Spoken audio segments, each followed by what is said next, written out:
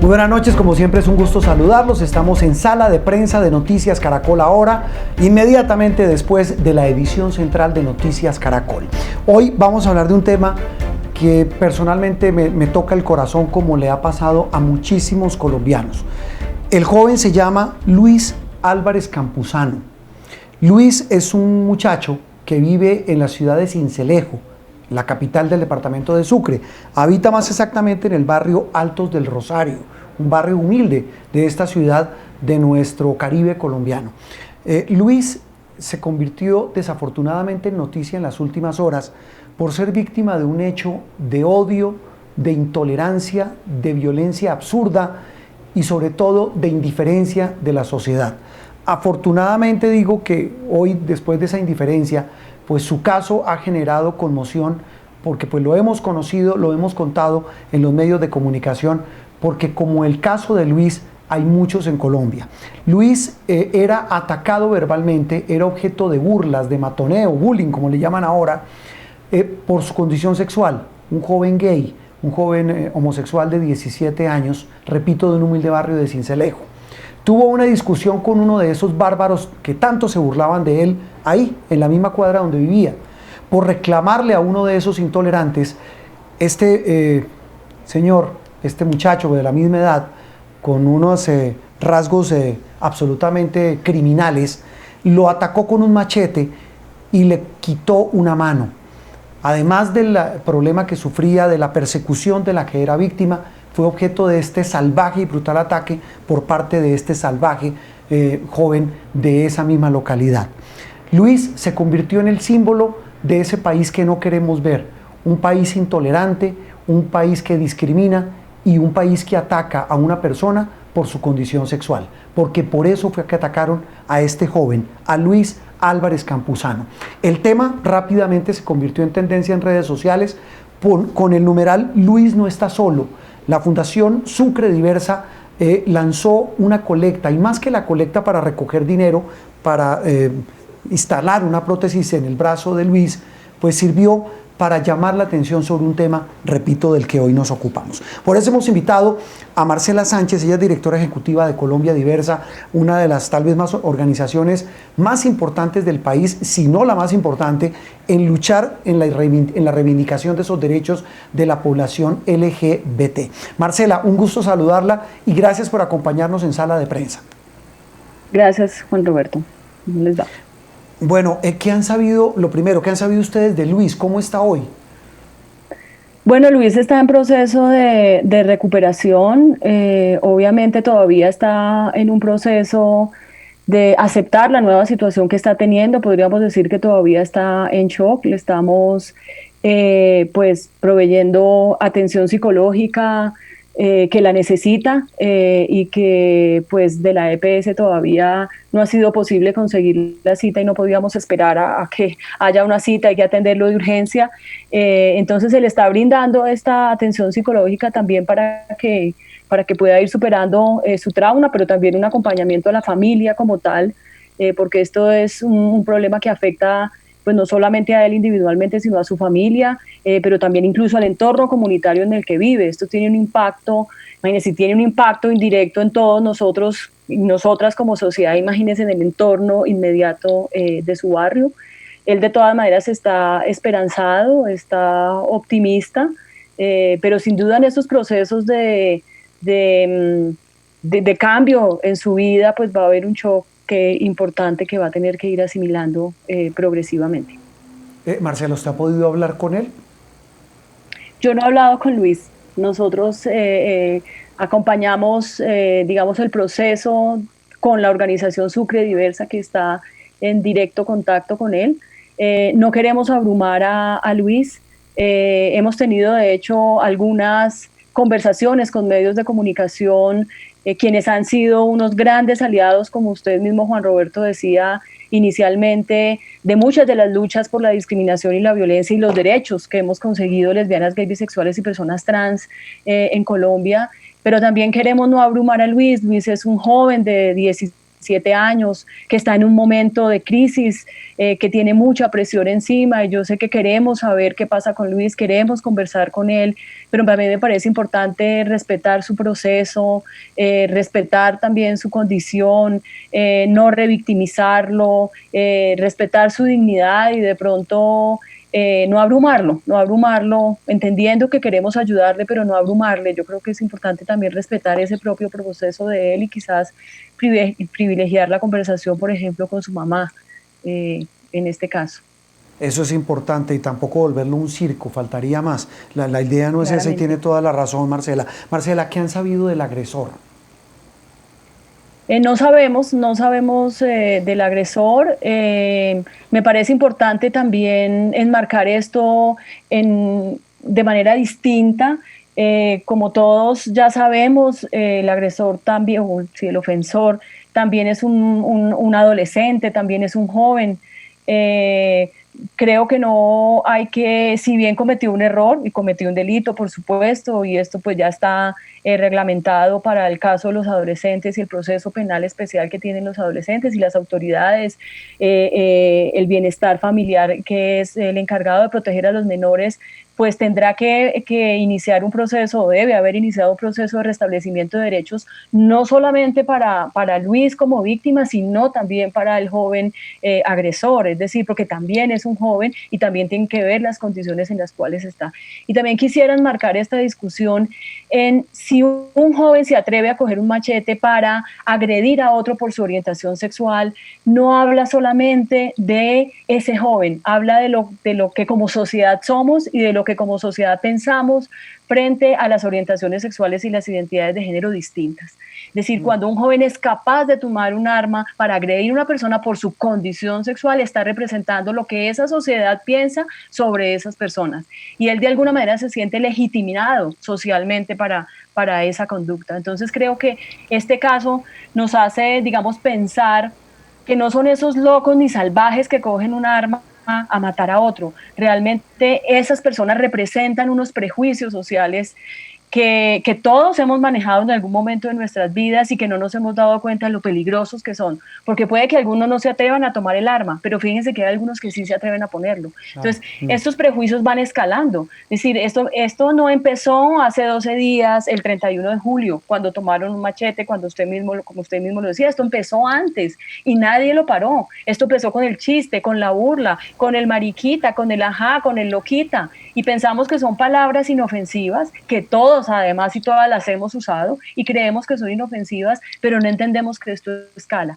Y alguien no hizo nada para que al final terminaran agrediendo de esa manera a Luis, que además ha tenido una presión psicológica muy fuerte, aguantando solo la presión de lo que ahora se llama ese acoso o ese bullying que permanentemente hacemos. Entonces, como sociedad es muy fácil decir, este loco, este salvaje va y hace eso, cuando nosotros como sociedad no hemos dicho, oiga, eso es incorrecto y el Estado colombiano debe tener políticas para que esto no pase, porque siquiera que no perdió la vida, pero además también tenemos que pensar qué le puede pasar al ofensor. O sea, también está en peligro, por ejemplo, y tenemos que ser muy cuidadosos en el tratamiento de estos problemas, entendiendo que se equivocó y cometió un error y cometió un delito, por supuesto, tampoco es innegable. Exacto, sí, pero lo que usted dice es muy cierto, Marcela. Esto más allá de un episodio de baranda, como lo llamamos acá, en términos judiciales y periodísticos, repito, como arrancamos esta conversación, pues deja en evidencia eso. Usted toca el punto clave y es la evidencia de una sociedad indolente, cruel, muchas veces y que patrocina este tipo de actos de discriminación. Tomando como caso esto que le ha ocurrido a este muchacho, a este joven Luis, vamos a lo que ustedes hoy tienen como una radiografía, Marcela, de lo que es esta discriminación de las personas que son perseguidas, matoneadas, atacadas e incluso asesinadas por cuenta de su orientación sexual. No solamente las cifras, Marcela, sino el panorama que ustedes tienen allí en Colombia Diversa, perdón. ¿Qué pinta? ¿Qué radiografía hace? Bueno, las cifras, cuando nosotros deberíamos pensar que cuando alguien es asesinado, y quiero decirles que entre el año 2013 y el año 2019, 710 personas LGBT han perdido la vida en Colombia. Y nosotros creemos que de esas 700 personas, más o menos 200, 250 han sido debido a su orientación sexual, porque no todas las agresiones contra las personas LGBT son por esa animadversión hacia su orientación sexual.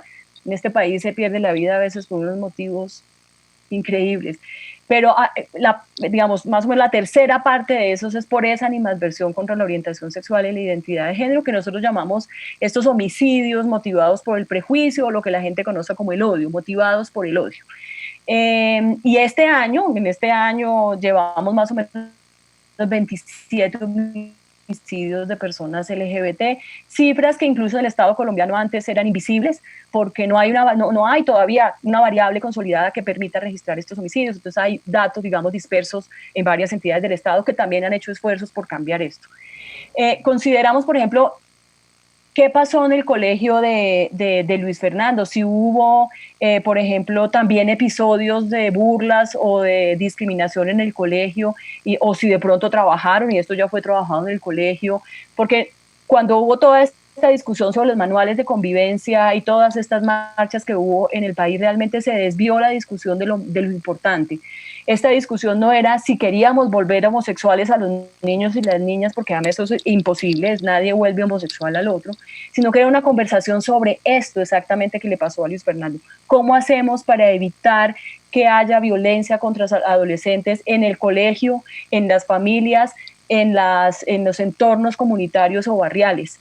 Porque nosotros hicimos una encuesta con estudiantes, imagínense estos porcentajes, más de la mitad, el 67% de los estudiantes, de los encuestados, se sienten inseguros en sus propios colegios. Ahí era donde queríamos poner la discusión.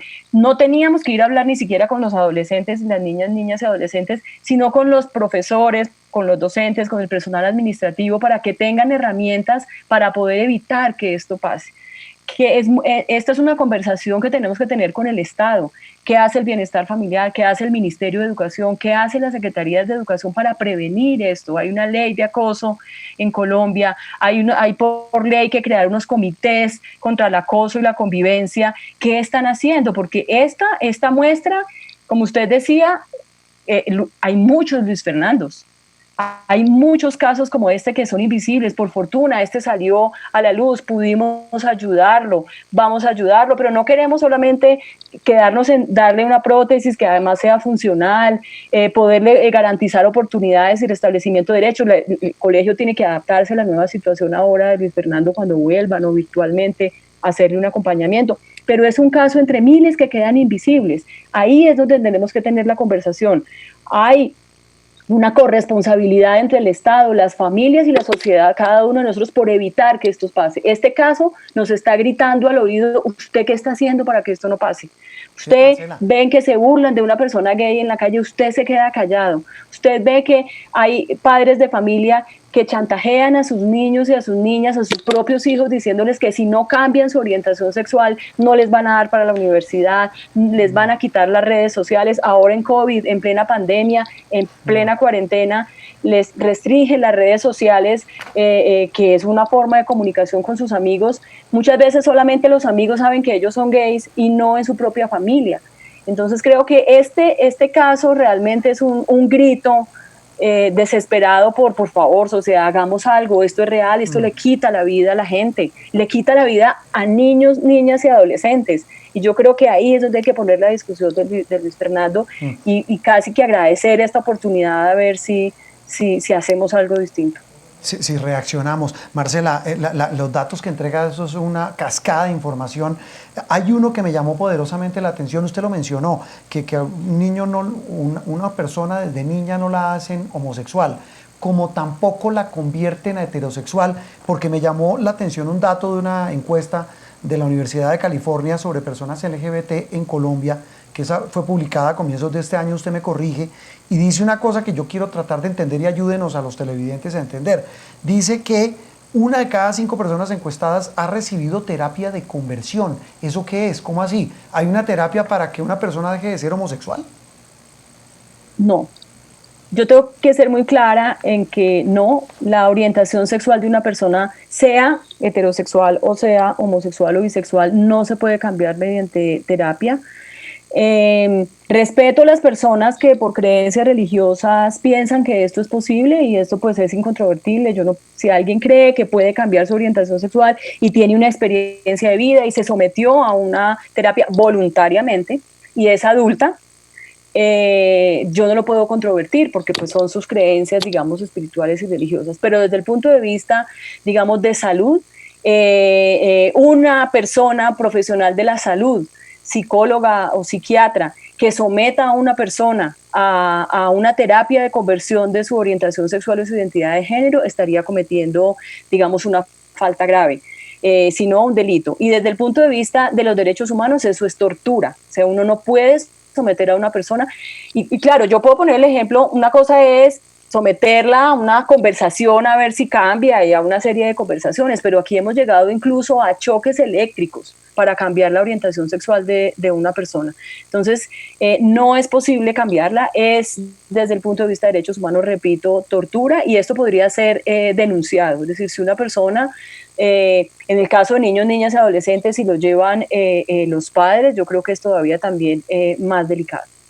Pero un Estado no puede promover esto, los tiene que combatir, los tiene que vigilar, porque son muchos centros que no tienen vigilancia porque no son centros específicos de salud. Entonces, los centros de salud donde uno va a terapia, de psicología, de psiquiatría, de cualquier terapia de acompañamiento psicosocial, pues están registrados y se rigen por unas normas que el Ministerio de Salud y la Superintendencia de Salud tiene que vigilar.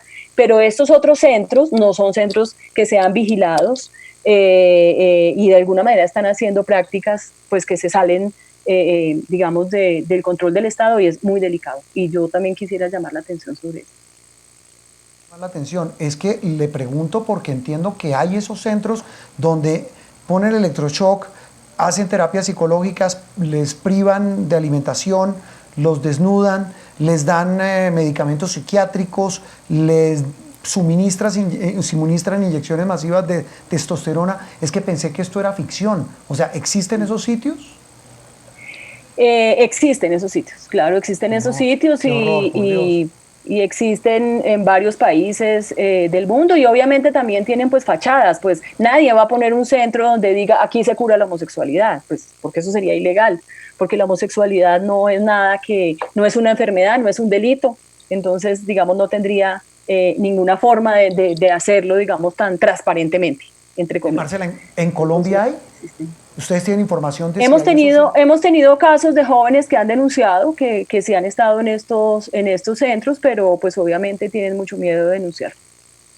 Marcela, pues más allá de esto, pues mire, los datos que nos da pues son sobrecogedores y repito, yo creo que haciendo la analogía, que no sé si es la más afortunada, pues deben ser como un electroshock a muchos que nos están viendo en esta sociedad, que debemos cambiar nuestro espíritu, nuestra manera de ver un tema que es tan de la vida de hoy y que merece toda la atención del Estado, pero sobre todo lo más importante de la sociedad y sobre todo de los que somos padres de familia. Yo creo que eso es lo más importante. Tal vez una cosa final, casos como el de Luis, casos como estos, usted dice, debe haber por montones en Colombia.